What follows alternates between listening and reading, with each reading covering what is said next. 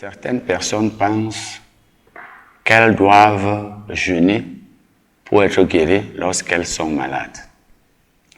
Et j'étais en train de dire que nous n'avons pas besoin de jeûner dans ce cas-là.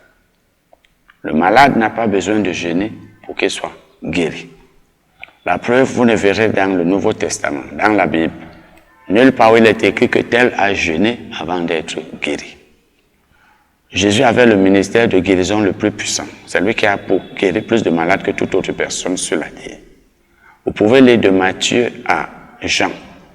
Vous allez voir les multiples guérisons qu'il y a eu dans le ministère de Jésus, mais vous ne verrez nulle part où quelqu'un a jeûné pour être guéri.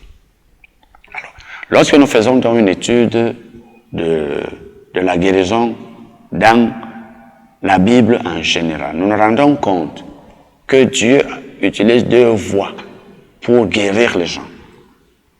Soit il les guérit par leur foi, c'est-à-dire parce que le malade a la foi, Dieu le guérit, soit il les guérit par les dons de guérison.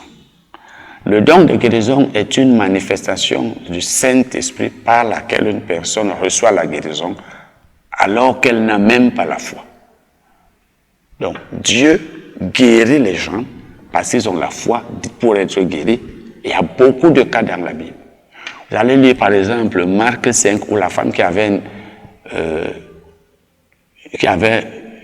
était malade, une perte de sang, elle avait une perte de sang depuis 12 ans. Elle a été guérie par sa propre foi puisque Jésus lui a dit ta foi t'a sauvé.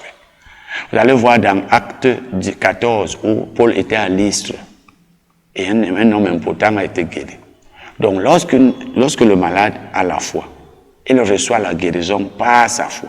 Rappelez-vous dans Matthieu 9, Jésus a demandé aux deux aveugles qui lui avaient demandé de les guérir. Croyez-vous que je puisse faire cela? Ça veut dire, avez-vous la foi? Parce que le verbe grec pisteuo signifie croire, signifie aussi avoir la foi. Ça veut donc dire, avez-vous la foi que je puisse faire cela? Ils ont dit oui. Et Jésus a dit, qu'il vous soit fait selon votre foi. Ça veut dire, comme vous avez la foi, recevez votre guérison. Ils ont été guéris. Ils n'ont pas jeûné. Donc, lorsque Dieu ne guérit pas par la foi du malade, il peut guérir par les dons de guérison. Si vous lisez 1 Corinthiens 12, verset 7 et suivant, la Bible cite les différents dons du Saint-Esprit, parmi lesquels les dons de guérison. Tu peux ne pas avoir la foi et Dieu, par amour pour toi, te guérit. Il te guérit. Il te guérit alors que tu n'avais pas la foi. Voilà donc les deux voies par lesquelles Dieu passe, les deux voies que Dieu utilise pour guérir les malades. Bon. Donc, on n'a pas besoin de jeûner.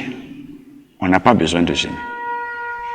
Bon, pour ce qui concerne la guérison, et comment recevoir la guérison, on ne peut pas recevoir la guérison de cette manière, de telle manière, telle. Vous pouvez, j'ai écrit un livre il y a longtemps, intitulé La prière de la foi. Et je parle aussi de la guérison là. Je parle là de la prière qu'on peut faire quand on est malade et j'explique cela. Il y a aussi mon livre Guide sur la santé et la guérison divine. Et c'est un livre qui a fait recevoir la guérison à beaucoup de personnes. Le cas le plus, je peux dire, miraculeux, c'est ce frère qui avait lu le livre en une journée, il a tout lu. C'est un livre d'environ 120 pages. Il a été guéri du VIH. Entièrement guéri. Donc, on n'a pas besoin de jeûner pour recevoir la guérison. Si tu es malade, ce n'est pas le jeûne qui va te faire recevoir la guérison, c'est la foi. Et les dons de guérison, Dieu les fait manifester comme il veut. Donc, il ne faut pas rester compter sur les dons de guérison, il faut avoir la foi. Et la foi marche partout, où est-ce qu'on se trouve. Quand on a la foi, la parole de Dieu marche, parce que la foi est basée sur la parole de Dieu. Mais jeûnons plus pour être guéri, ça ne sert à rien. Un autre cas, c'est jeûner pour le salut des hommes. Jeûner pour le salut des hommes et pour le réveil d'une nation. Ou alors le réveil dans une nation. Certaines personnes disent, bon, il faut qu'on jeûne, parce qu'il faut que les gens croient au Seigneur Jésus dans notre ville. Il faut que les gens se repentent, qu'ils se convertissent au Seigneur dans notre pays. Nous allons prier, nous allons jeûner. Et ils jeûnent. Nous devons savoir que pour qu'une personne soit sauvée, Dieu a déjà fait quelque chose pour le salut de tous les hommes. La Bible dit, c'est Jésus lui-même qui parlait, dans Jean 3,16, Dieu a tant aimé le monde qu'il a donné son Fils unique, afin que quiconque croit en lui ne périsse pas, mais qu'il ait la vie éternelle. Quand une personne a la vie éternelle, ça veut dire qu'elle est sauvée. Dieu veut que tous les hommes soient sauvés. Donc, et c'est ce qui est écrit dans 1 Timothée 2, verset 4. Maintenant que Dieu veut que tous les hommes soient sauvés, est-ce lorsque nous allons jeûner que les membres de nos familles, nos amis et toutes les personnes autour de nous vont être sauvés? La Bible nous enseigne que pour qu'une personne soit sauvée, il faut qu'elle se repente, c'est-à-dire qu'elle se détourne de sa mauvaise vie, qu'elle se détourne de sa vie de pécheur et qu'elle se tourne vers Dieu. Et lorsqu'une personne se tourne vers Dieu, pour atteindre Dieu, il faut passer par Jésus. Parce que Jésus a dit, je suis le chemin, la vérité et la vie. Il a dit, personne ne peut aller au Père s'il ne passe pas par moi. Jean 14, verset 6. Celui donc qui veut être sauvé, donc qui veut suivre Jésus, comme il a même dit dans Jean 8, il a dit, vous ne pouvez pas aller au ciel comme moi je vais le faire. Vous mourrez dans vos péchés si vous ne croyez pas ce que je suis. Donc, les Juifs à qui il parlait ne pouvaient pas aller au ciel, ne pouvaient pas être sauvés tant qu'ils ne croyaient pas en lui. Donc, une personne doit croire en Jésus avant d'être sauvée. Mais avant cela, elle doit se repentir, c'est-à-dire décider d'abandonner sa vie de péché. C'est ça la repentance. Se repentir faisait se détourner de la mauvaise vie. C'est vrai qu'on peut aussi se repentir du bien. Mais dans le cadre du salut, on se repent du mal. On se repent des péchés. Parce qu'on est né pécheur, on décide d'abandonner la vie de péché et on décide maintenant d'aller vers Dieu en passant par Jésus. C'est ce qui est appelé la conversion. Donc, la repentance plus la foi en Jésus, ça donne la conversion. Pour qu'une personne se convertisse, donc, il faut sa propre volonté. On peut prier pour quelqu'un toute la vie et ne se repent pas. Ce n'est pas la faute de celui qui a prié. Donc, on n'a pas besoin de jeûner pour qu'une personne croie au Seigneur. Parce que le jeûne que moi je fais ne peut pas avoir d'influence sur la volonté d'une personne. C'est un agent libre. Il est libre de croire en Jésus comme il est libre de ne pas croire en lui. Dieu lui-même ne force personne à faire quoi que ce soit. Donc, quand quelqu'un se repent et croit en Jésus, il est sauvé. Et maintenant, pour qu'il en arrive là, nous qui sommes chrétiens, qu'est-ce que nous devons faire pour celui-là? Pour celui-là ou pour la nation? Lisez la Bible, lisez les actes des apôtres. Qu'est-ce que Jésus a dit pour le salut? Il a dit, si vous lisez Acte 1, verset 8, il dit, et vous recevrez une puissance, le Saint-Esprit survenant sur vous. Et vous serez mes témoins à Jérusalem, en Judée, etc. Donc Jésus a dit, vous allez recevoir le Saint-Esprit sur vous. Vous allez être baptisés dans le Saint-Esprit. Et maintenant, vous allez commencer à prêcher l'évangile à Jérusalem et à aller ailleurs. Donc vous irez partout, et il dit jusqu'aux extrémités de la terre. Mais s'il fallait jeûner, s'il fallait que les apôtres de Jésus jeûnassent pour le salut des hommes, mais ils n'eussent pas eu besoin, ils n'auraient pas eu, si vous voulez, ils n'auraient pas eu besoin d'aller prêcher. Ils auraient tout simplement jeûné et les gens auraient été sauvés. Or, pour que les gens soient sauvés, on va vers eux. Après qu'on a prié, on doit prier pour eux. Il y a des prières qu'on doit faire pour les non-croyants. Il y a des prières qu'on doit faire pour la nation, pour les personnes qui ne se sont pas encore converties au Seigneur.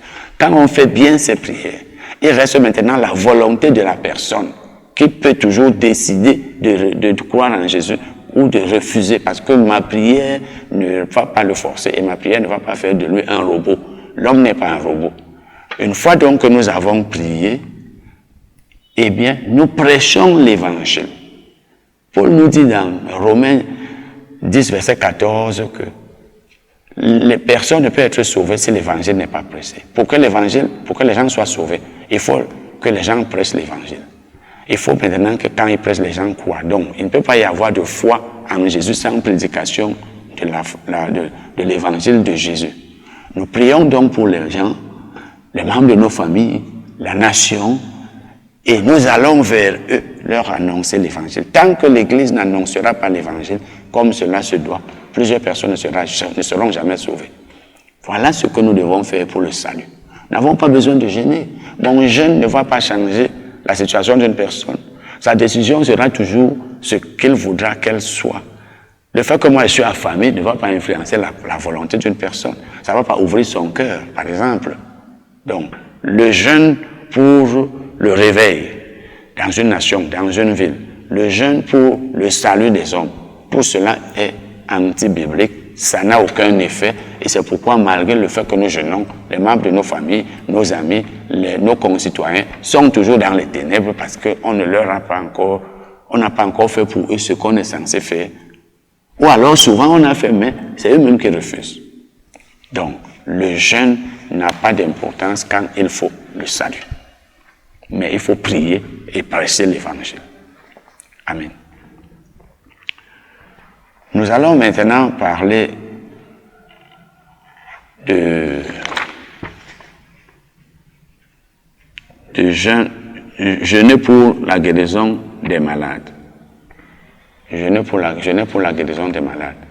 Bon, pour ce qui concerne le réveil et le salut des hommes dans une nation, dans la série des livres dont je vous ai parlé, il y a le tome 6 intitulé « Délivrer les nations de la puissance des ténèbres ». Vous allez voir comment les apôtres allaient ici et là, partout dans tout le monde entier. Ils allaient prêcher ici et là. Et c'est la raison pour laquelle donc, le réveil est arrivé aujourd'hui, ou du moins les gens ont été sauvés dans beaucoup de pays aujourd'hui. C'est parce que les apôtres sont allés partout là.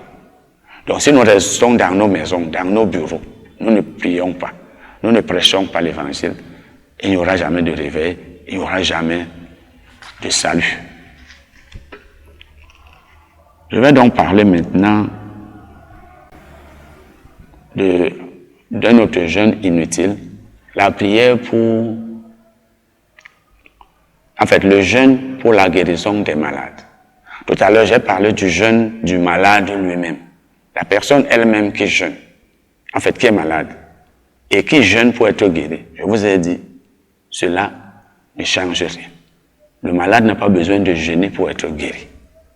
Maintenant, il arrive aussi souvent que ce soit d'autres personnes qui jeûnent pour qu'une tierce personne soit guérie. Par exemple, moi je jeûne pour que mon frère soit guéri.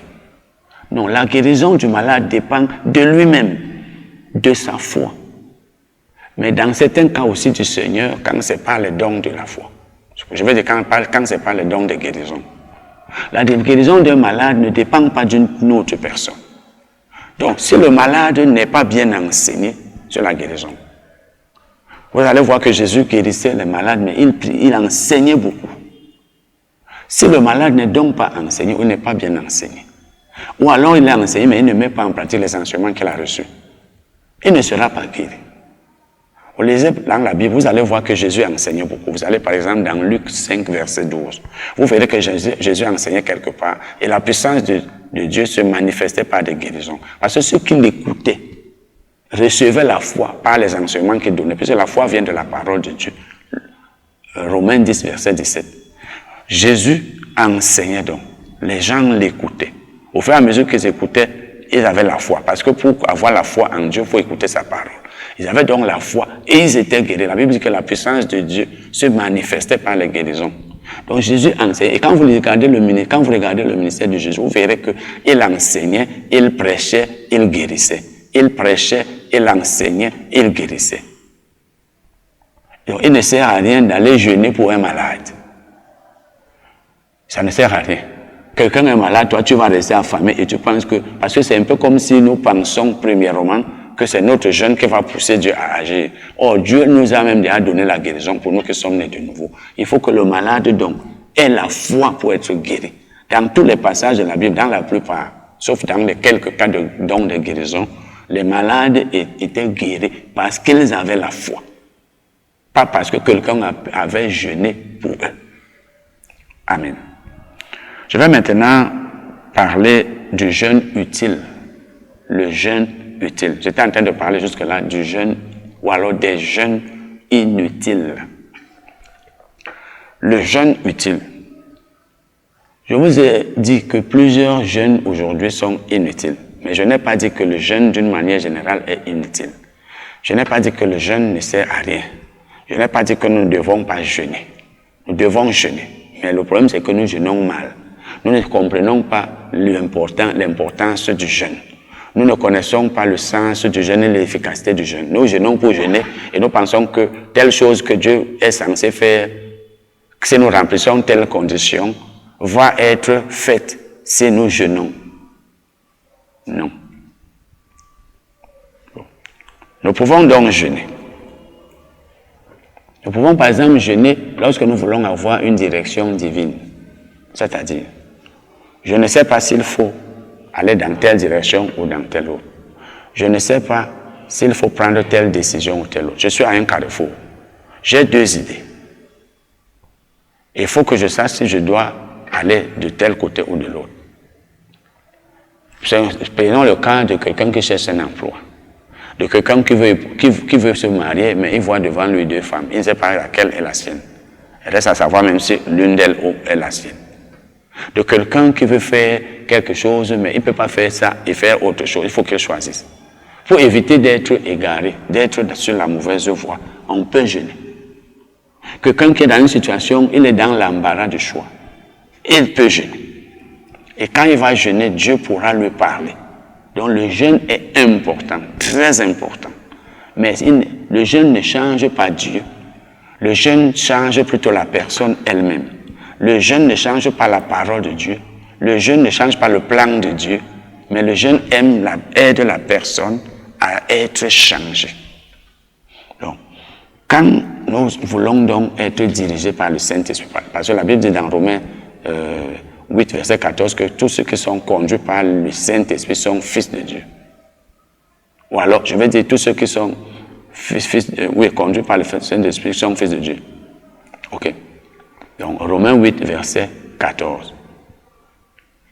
Alors, nous devons donc être conduits par le Saint-Esprit. Et pour qu'il nous conduise, il faut qu'il nous parle. Nous pouvons aussi jeûner pour adorer Dieu, juste dans le but de l'adorer. Par exemple, nous avons un cas dans Acte 13, verset 2. Les apôtres, en fait, ce n'était pas seulement les apôtres, les prophètes et les enseignants qui étaient à l'église d'Antioche, pendant qu'ils jeûnaient et qu'ils adoraient le Seigneur, je sais que dans la version du second, c'est « ils servaient le Seigneur dans son ministère », mais le verbe grec traduit là par « servir le Seigneur dans le ministère », c'est « adorer ». Pendant qu'ils adoraient le Seigneur, le Saint-Esprit a parlé. Donc, ils ont décidé de jeûner et d'adorer Dieu. Et le Saint-Esprit leur a parlé. Donc, c'est l'occasion pour nous d'entendre la voix du Saint-Esprit ou même de l'amener à parler par une prophétie. Quand nous jeûnons. Et là, ils étaient en groupe. Bon, nous avons d'autres cas pour consacrer les gens, pour les mettre à part. Il faut prier pour eux. Mais avant cela, on peut jeûner. C'est écrit dans Acte 13, verset 3. Et même dans Acte 14, verset 23. Lorsque nous sommes en danger, ou alors si nous sommes en danger, et nous voulons que Dieu nous parle, nous pouvons le faire. Acte 27, versets 20 et 21. Qu'est-ce que nous devons donc faire maintenant quand nous jeûnons? Lorsque nous jeûnons, nous devons faire des choses spirituelles. Nous ne devons pas jeûner en montant, en descendant, en faisant le tour de la ville, en faisant les travaux, en causant, et nous pensons que le jeûne là va nous servir à quelque chose. Lorsque je jeûne, je reste tranquille. Premièrement, je me retire. Je fais ce que nous appelons souvent une retraite. Je suis seul dans une chambre ou dans une maison pendant des heures ou des jours. Pendant que je suis là, je lis la parole de Dieu, je la médite, je loue Dieu, je l'adore, etc. Je chante, je médite. Voilà les choses qu'il faut faire quand on jeûne. Donc je me retire et je suis concentré. Cela me permet d'assujettir la chair. Parce que la chair étant très active, chaque fois que nous montons, nous descendons, il nous est impossible d'entendre la voix du Saint-Esprit. Parce que le Saint-Esprit nous parle par notre esprit et non par la chair. Ça me permet donc de me concentrer, d'être attentif à la voix du Saint-Esprit. Donc j'évite toutes les autres activités là, je reste tranquille. Mais nous, aujourd'hui, on jeûne en montant, en descendant, et le soir, on va prier. Et après, quand on est exaucé, on dit on a jeûné. Ce n'est pas le jeûne qui a fait qu'on soit exaucé dans ce cas-là. Donc, je dois rester tranquille. Bon, maintenant, parce que ma chair est assujettie, mon esprit est plus actif, plus réceptif. Voilà l'importance. Maintenant, je veux parler du jeûne collectif. Nous sommes membres d'une assemblée, par exemple, et le dirigeant décide que nous jeûnions. Ce n'est pas mauvais. Mais il faut que nous sachions que Dieu a un plan pour chacun de nous. Et ce plan peut ne pas être celui qu'il a pour l'autre. Le pasteur peut décider que l'église jeûne. Mais le chrétien qui est membre de cette assemblée-là, les chrétiens ont chacun un plan, leur programme. Nous ne sommes plus dans l'Ancien Testament où Dieu dirigeait tout le peuple en groupe. Pendant que le pasteur là, le frère tel, lui, il est possible que le frère tel doive être ailleurs. Le frère peut être en train de voyager parce que le Seigneur le veut. Il peut être en train de faire autre chose. Donc lorsqu'il y a un jeûne collectif, que c'est Dieu qui ait demandé aux dirigeants de demander à l'Assemblée de jeûner collectivement ou pas, ça ce n'est pas notre affaire là-bas, il faut que chacun de nous suive le plan individuel que Dieu a pour lui. Donc, tu peux être là comme tu peux ne pas y être, ce n'est pas un problème. Parce que d'abord, toi-même, tu peux jeûner chez toi seul. Tu peux avoir ton temps de jeûne. Tu n'es pas obligé d'être dans le jeûne collectif. Parce que souvent, nous sommes là parce que le dirigeant a dit, alors que nous devions peut-être être ailleurs. Et quand nous sommes donc ensemble là, eh bien sûr, ça doit dépendre de la disponibilité de chacun et du plan que Dieu a pour chacun. Voilà ce qu'il faut retenir du jeûne collectif. Et, bien entendu, ce jeûne doit être tel qu'on est ensemble même pendant le temps du jeûne. Parce que très souvent, ce que nous faisons, c'est que chacun est chez lui et jeûne là-bas. On ne sait pas ce que l'autre faisait, tel montait, descendait, l'autre faisait telle chose. Après, on se retrouve, on prie et on a dit, ça c'est pas le jeûne. Vous regardez dans Acte 13, verset 1 et suivant. Ils jeûnaient, ils adoraient Dieu, ils étaient ensemble. Chacun n'était pas chez lui. Et pendant que nous jeûnons donc ensemble, là, il est possible que le Saint-Esprit parle comme dans Acte 13. Parce que le jeûne permet, et surtout parce qu'ils adoraient, parce que l'adoration, lorsqu'elle est bien faite, active la puissance du Saint-Esprit et il peut y avoir prophétie, puisque la prophétie a lieu quand le Saint-Esprit se manifeste. Et pour qu'il y ait manifestation du Saint-Esprit, il faut l'adoration et un certain nombre de choses aussi, comme la foi. Donc, voilà, frères et sœurs, ce que nous devons savoir brièvement sur le jeûne. Je vous ai dit, j'ai écrit une brochure sur le jeûne. C'est intitulé « Comprendre le jeûne ». Les brochures dans mon ministère, c'est des petits livres, des petits livrets qui n'ont pas beaucoup de pages, mais l'autre là, une cinquantaine de pages, et qui n'ont pas de couverture. Ça coûte 1000 francs. Il y a beaucoup de détails là, et en plus des choses que je vous ai enseignées, voilà la brochure. Nous allons donc nous arrêter là parce que nous en avons terminé. Amen.